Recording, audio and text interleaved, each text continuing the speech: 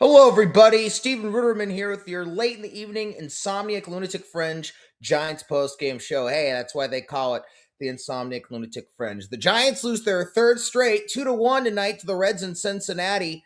Robbie Ray went 5 innings, but he gave up a pair of solo home runs, one to Spencer Steer in the bottom of the third and to Sal Stewart in the bottom of the fourth. Of course, that was too much for the Giants offense. They could only back Ray up with a solo home run by Willie Adames. That came in the top of the fifth. The Giants actually had 6 hits off Red starter Brady Singer in the 6 innings that he pitched, but they could only get the run. The Giants actually out-hit the Reds 7-3 tonight. But they left 7 men on base, and despite the 7 hits, only took 3 at-bats the entire night. With runners in scoring position, you guessed it, they went 0 for 3. Just another utterly lifeless performance by the Giants. This team here early in 2026, they're not hitting. They are last in stolen bases with 5. They are last in walks with 34, 11 behind the team with the second least amount of walks, the Diamondbacks, with 45. They are last in baseball in home runs with 9, which is actually a bit surprising. Oh, wait, it's not surprising considering that when you're a team that's not built to hit home runs and you're constantly trying to hit home runs, you're generally not going to hit home runs. So just another lifeless performance tonight by the Giants. No offense. Just as there hasn't really been any offense throughout most of the first 3 weeks of the season, and really no leadership. Bruce McGowan has talked about this. There's really been no one on this team that has stepped up to try and be a leader. I mean, we've seen guys like Logan Webb, Matt Chapman, and Willie Adames step up and show leadership in the past, but for whatever reason, they've been completely unable to do so this year. No leadership in this clubhouse. You have the Matt Chapman yelling at Casey Schmidt on the mound in San Diego back on April 1st, catch the ball, catch the ball, catch the ball. And I have mixed feelings about that, as I've mentioned. Tony Vitello has said about what was first reported by Evan Webeck to be 2 clubhouse incidents. Tony is only, no, those are just 2 guys speaking out. So you've supposedly had guys speaking out, but I'm just not seeing it. There is no leadership on this team. When I went to spring training, and before I say anything else, I did so on behalf of Sports Radio Service, which this podcast, the Insomniac Lunatic Fringe, is a production of, and the views and language espoused on the Insomniac Lunatic Fringe they do not represent the views and language of Sports Radio Service, its owner, my boss, Lee Leonard, or its sponsors.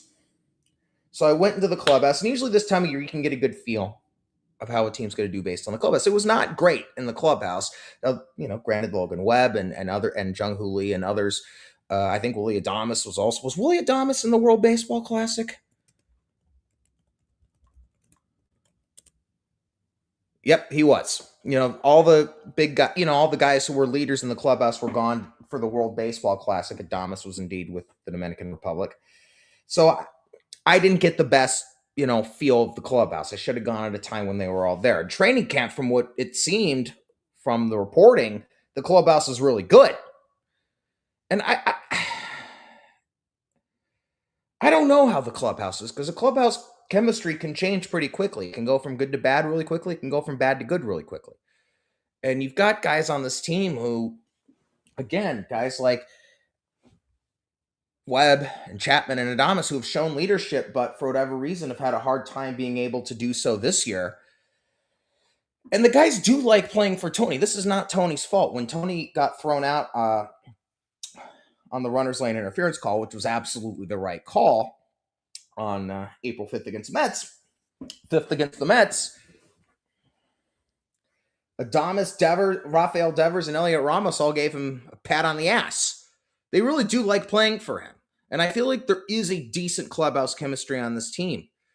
But it's just none of it, from the chemistry to the talent on this team, which is so much better than the 6-11 start they've gotten onto. It's just, it hasn't been able to shine yet. I mean, it seemed like maybe we were getting out of it with the 3-game winning streak last week, but well, that's followed by a 3-game losing streak. So just another lifeless performance tonight.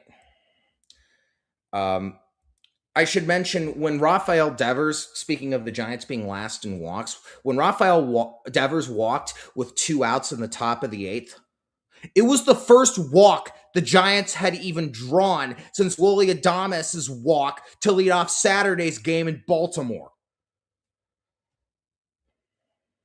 I should also mention that Patrick Bailey went 0 for 3 tonight, and his average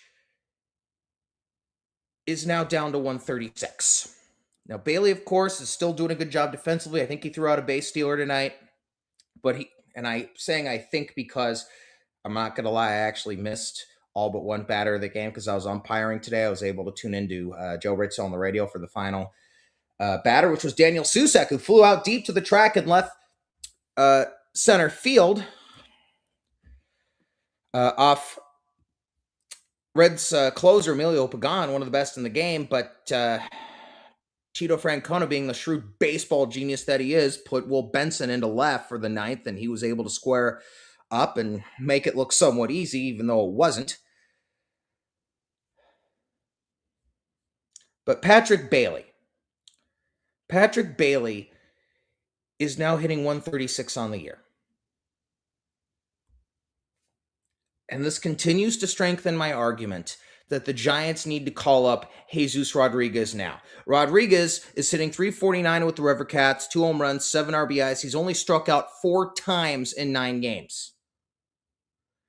And despite how poorly the Giants have played this year, they're 6-11, the River Cats are 9-4. So see, there's some good news.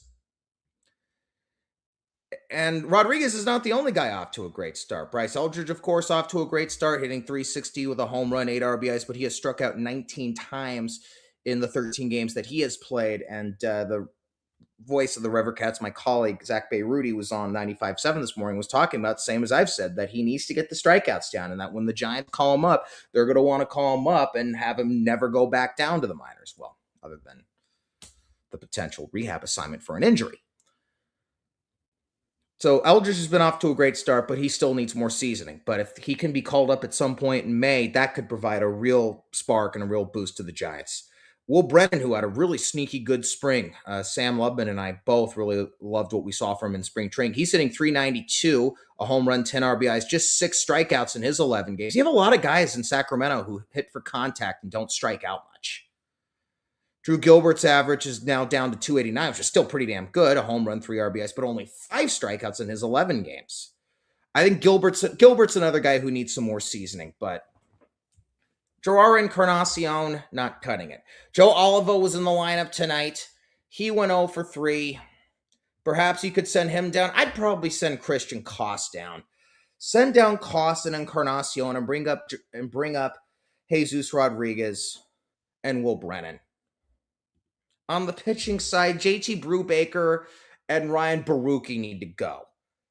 And I don't know why Tristan Beck and Spencer Bivens are still in the minor leagues. They can be decent out of the bullpen. Those 4 moves need to be made. And the fact that I don't think any moves, unless I missed something tonight, have been made since opening day throughout the 6-11 start. Buster, hello, anybody home?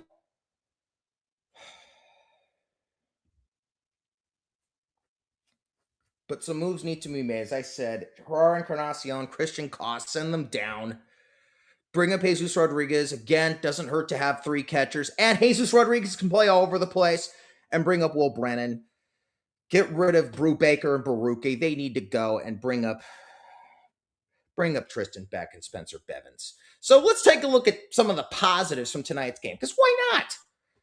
Willie Adames, he's really gotten hot. Went 2 for 4 tonight. He's gotten his average up to a respectable 273. Jung-Hoo Lee, he had been off to a really rough start, but he's swinging the bat better. Hit a home run Friday night in Baltimore. Went 2 for 4 tonight, getting his average up over the Mendoza line to 207. The Mendoza line, which I know you kids may not have heard of it, because here in 2026 we call it the league average. And yes, I know the league average is like in the 230s, but you get the drift. So those are the positives tonight. But the Giants are now 6-11, and I don't generally check the standings at this time of the year, because it's like, there's always going to be a team that's over 500 that's going to end up losing 90 games, and there's always going to be a team that's under 500 that's going to end up going deep into the playoffs.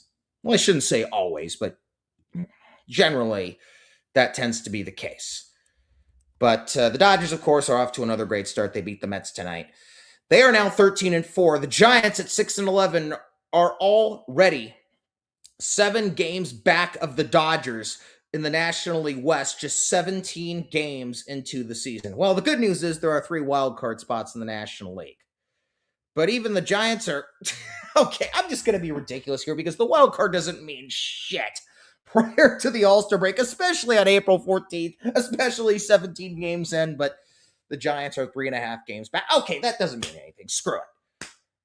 But I mean, this is just not a good start. And what sucks about this, as I've mentioned, they can do so much better than this. But as I have also mentioned, moves need to be made. You can't just leave this roster intact with the 6-11 start. They are not swinging the bats. They are going out there lifeless on an every single day. There's no leadership in this clubhouse, whether it be Webb or Chapman or Adames. Somebody needs to step up and be a leader. That's where Drew Gilbert could really come in handy, because Drew Gilbert, of course, we saw him in his throwback personality late last year. As I've said, he needs more seasoning, but if he could be ready to be called up in May or June, he could show some real leadership, which would be big coming from a kid his age.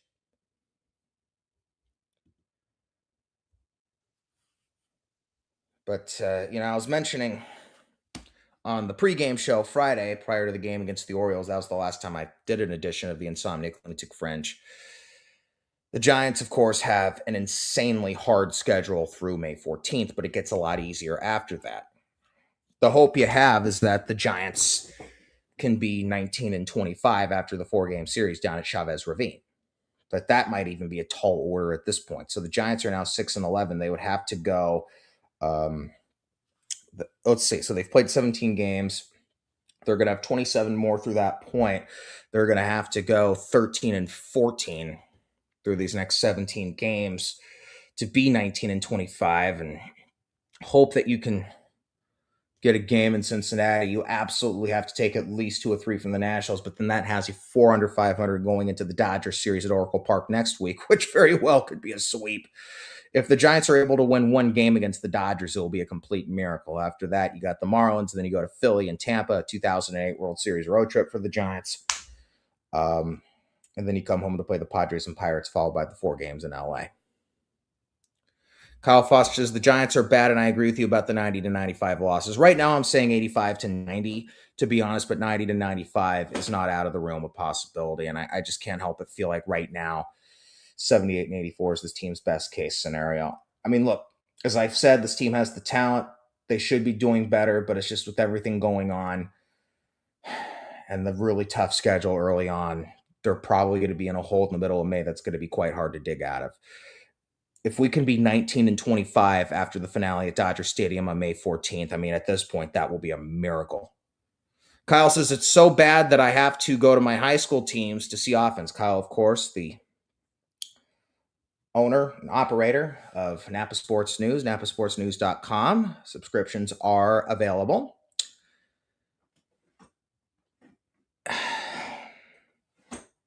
Just lifeless. And Kyle is, if you missed any chance you'd want a link and you'd want to come on it, I know it's late as we've crossed into Wednesday, April 15th, which is tax day, but it's also Jackie Robinson Day.